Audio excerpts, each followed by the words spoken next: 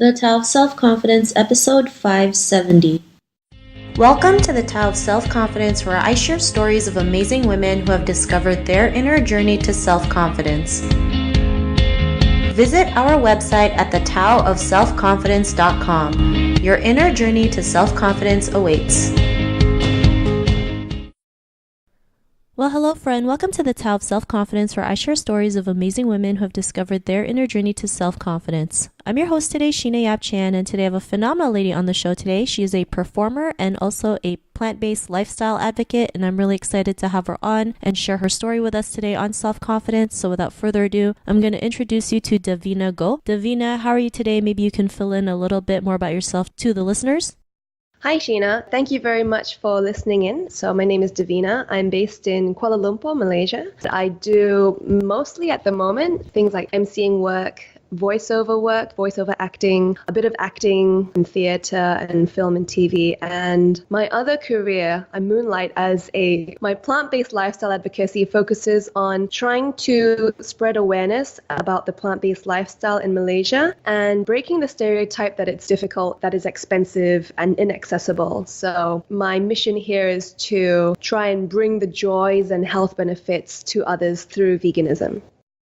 Awesome. Well, thanks for sharing that. And Davina, what's your cultural background? My cultural background is a little bit more diverse than the average Malaysian. I was born in Singapore in 1982, and then after my brother was born, a few years later, the family moved to Australia and spent my formative years there from 4 to 10 years old. And my parents decided to bring all 4 children back to Malaysia to, I suppose, get the best of both worlds. So we received our childhood in Australia and we pursued our high school and tertiary education here in Malaysia. So I'm quite a third culture kid. Awesome. Well, thanks for sharing that. And what would be your favorite self-confidence quote? I don't mean to blow my own horn, but I'm going to be choosing my own quote, which is actually on my vegan website. And it goes, "The road to self-love starts with a mindful meal." And I picked this quote because I find that it's closest to what I've experienced in my journey towards self-confidence. Being able to choose to be a vegan was one of the most empowering things I've ever done. And it was the first step towards discovering how I can take control of my life. And through my experience, through myself, and also by observing others around me, I think people show their personalities and the respect they have for themselves through the way they eat. So a lot of people around me tend to stress eat and indulge in junk food and fast food. They tend to do really crazy diets that doesn't really work for them but work for others, but they just really want to get to one particular goal that might not work for them health-wise. And I think when you make poor choices about what you eat, I think it manifests itself really easily through the way you feel, how your body ends up looking and feeling, and how it affects your mindset as well. So I think eating right and eating mindfully and a strong relationship with food and where it comes from, I think is one of the most accessible ways to learn more about yourself and how to love yourself. And in the process, take control of your happiness. Awesome. Well, thanks for that great quote. I also believe, you are what you eat, right? So when you eat right, you look and feel good, and it's also doing like that inner work and gives you a different mindset. So thanks for sharing that. And in your own words, how do you define self-confidence?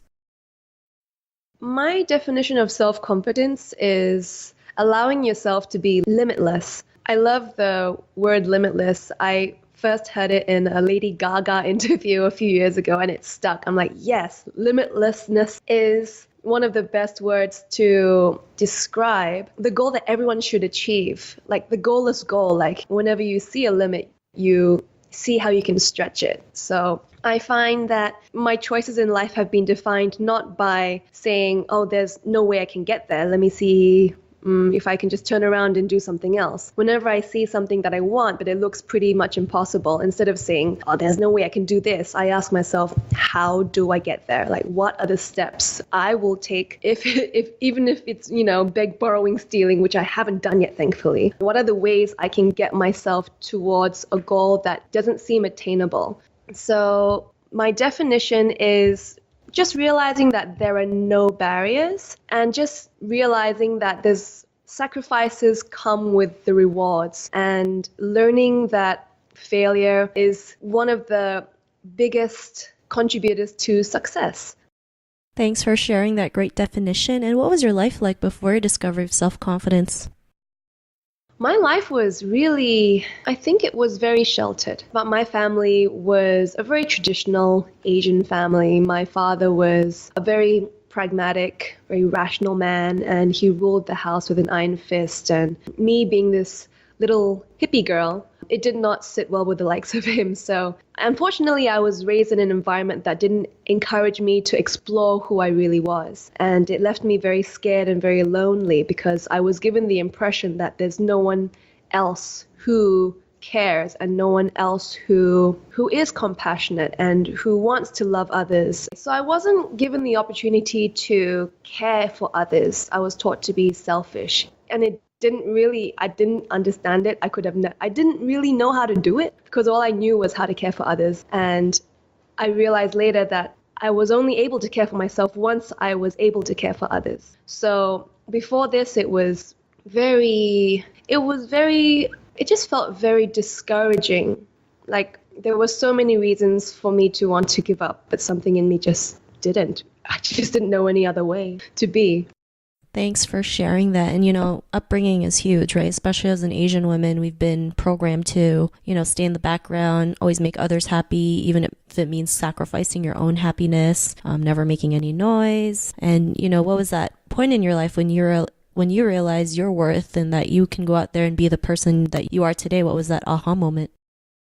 The moment that changed everything was the day my dad left the family. He, I think, just realized that he was giving himself up, a lot of himself, in order to keep the family supported financially. And one day he just cracked and he just gave up and he left, which was at the time devastating. Like it was like whatever foundation that the family had was just blown to smithereens and there was just nothing but rubble, and the family had to find out in their own ways how to build up this house again. And in the process, I think everybody started again from ground zero about what they wanted in life and what made them happy, because I think it was the family started turning into some strange facade. There were a lot of problems that weren't being addressed. So my dad leaving the family was this, everything was just blown.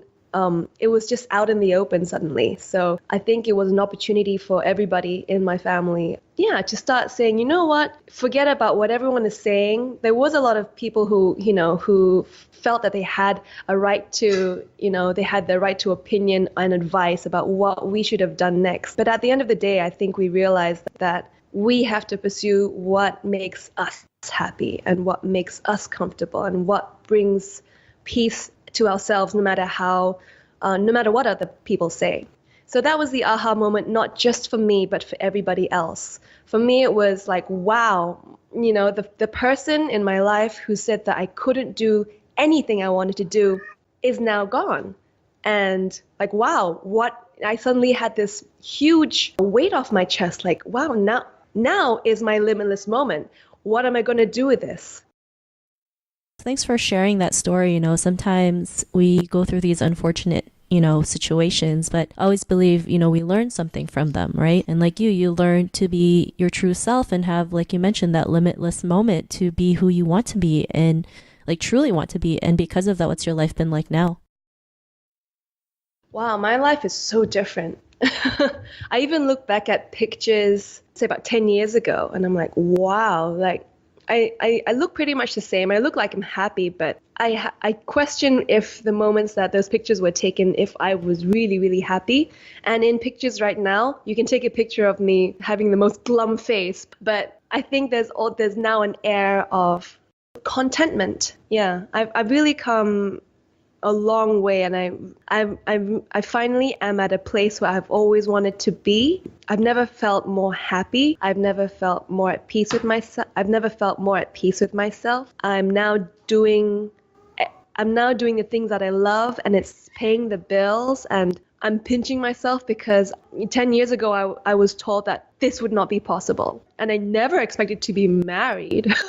That was one of the most surprising things that happened in recent years. So what I have experienced since discovering what it's like to be confident is just a whole new world of freedom and not caring about what others think about me or others judging me for, being different or weird, which is what I always had when I was younger because I was told that I was weird, I was a black sheep. So yeah, right now I'm being my 110% true self, and I really would not trade this life for the world despite so many years of hardship. It's now so easy to see why I went through that. Thanks for sharing that. And to the woman who's listening to your episode, she may be in her own journey to self-confidence, what would be that one thing one tip you would give to her? My tip is to not focus so much on finding the right guy or girl or any other person out there to complete you. I think the very first relationship you need to establish and make strong is the relationship that you have with yourself. And I think that's what a lot of people lack these days. They tend to look on the outside to find themselves, to find fulfillment.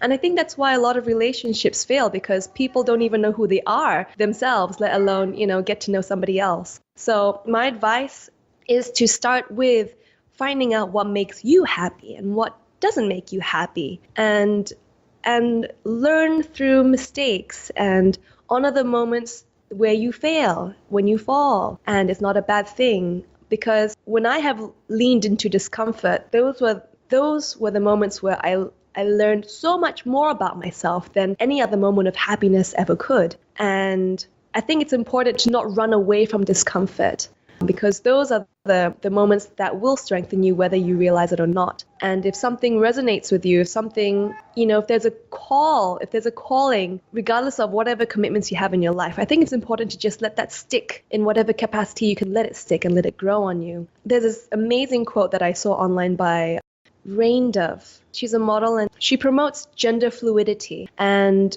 she wrote, "Answering the call to authenticity is a sacred act." And I'm like, yes, girl. That is an amazing quote. And it is so true, because when you discover what it means to be true to yourself, that is the light bulb moment that everyone deserves. And that happens when you start being honest with yourself and pursuing that honesty with everything you've got. Thanks for sharing those great tips. And if our listeners wanted to get to know a little bit more about you and what you do, is there any links or social media profiles we can connect with? You can follow me on my Instagram at I'm Davina Goh. That's IMDAVINAGOH. That's for pretty much my entire persona that I put up online. But if you are interested in just checking out the vegan side of what I do, I have a website called davinadevegan.com, and I share vegan versions of Malaysian dishes, or I take an international dish and I use fresh local produce to bring it to life. And I also share tips on green living and where to find great vegan food around the Klang Valley in Malaysia, should you happen to be around in the hood. Yeah, so if anyone happens to be in this neck of the woods and you want to try out some great vegan food, drop me a line. I can take you around. Awesome. Well, thanks for sharing that. And to our listeners, if you want to connect with Davina, you can also head on over to thetaoofselfconfidence.com and search for Davina's name. Her show notes will pop up along with everything else that we talked about. And I really just want to thank Davina today for taking the time to share her story and tips with us on self-confidence. So thank you so much, Davina. Thank you so much for the opportunity, Sheena, and thank you very much for this avenue to strengthen the sisterhood. It's amazing. Not a problem. It was an honor having you on the show. And to our listeners, be on the lookout for another new episode of another amazing woman's journey to self-confidence, and we'll talk to you soon. Bye for now. Thank you for tuning in to another amazing episode of the Tao of Self-Confidence. Want to learn how you can use podcasting to market your business? Download your free report by visiting our website at thetaoofselfconfidence.com. Your inner journey to self-confidence awaits.